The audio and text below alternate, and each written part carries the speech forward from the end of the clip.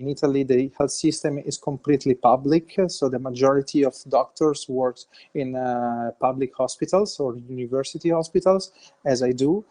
And so we can manage differently the number of physicians of nurses. So there have been created several dedicated COVID units. So now we are moving doctors from one unit to another. So for example, since we are, let's say, we are cut our activity for chronic disease or not so urgent pathologies, we moved. So we switched some doctors from some units to COVID dedicated units. So what's happening here in Italy right now is, of course, try to recruit more physicians in some hospital, but generally what we are doing is to move the doctors already present in our health system to the most affected area. So basically, we are like moving people across the nation, trying to provide the good standard of care in the heavily affected area.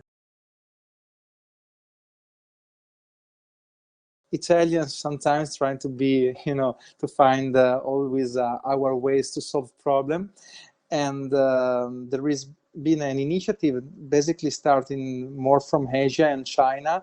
So there is the possibility to print some devices to convert normal scuba diving mask to a respirator. So basically we print with our 3D printer a valve, and we just changed a little bit the setting of the mask, and we use that mask as an alternative respirator. So it's like a CPAP respirator to help people to breathe normally during COVID infection. So there is, of course, a lack of number of respirators, but not only in Italy, in all countries affected by COVID, because we were not prepared to such high number of people that required intensive care unit assistance.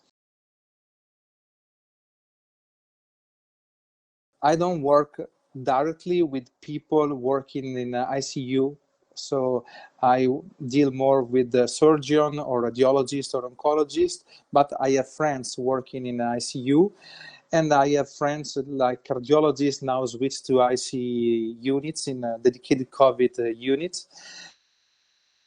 Beginning, of course, people were more scared about the situation, where there was a general feeling of being afraid about the situation.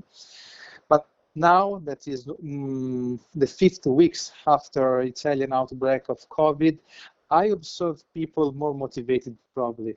Now we understood that the disease is here, is around us, and we need to fight it.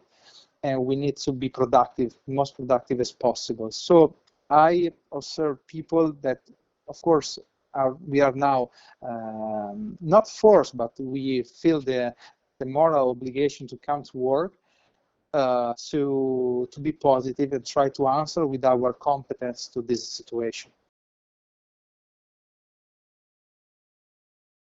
Me and my wife, we are both physicians, and we have a 2.5-year-old daughter. So of course we are a little bit more scared than other people, but we took prevention. So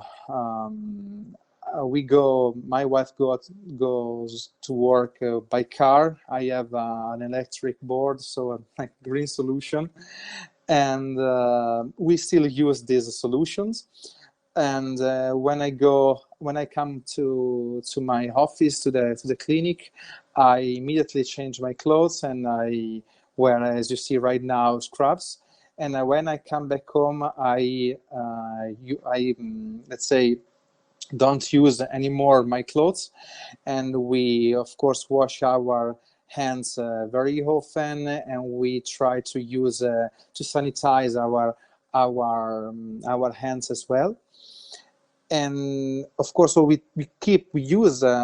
took this prevention, try to be more, to reduce the eventual risk of contagious as possible.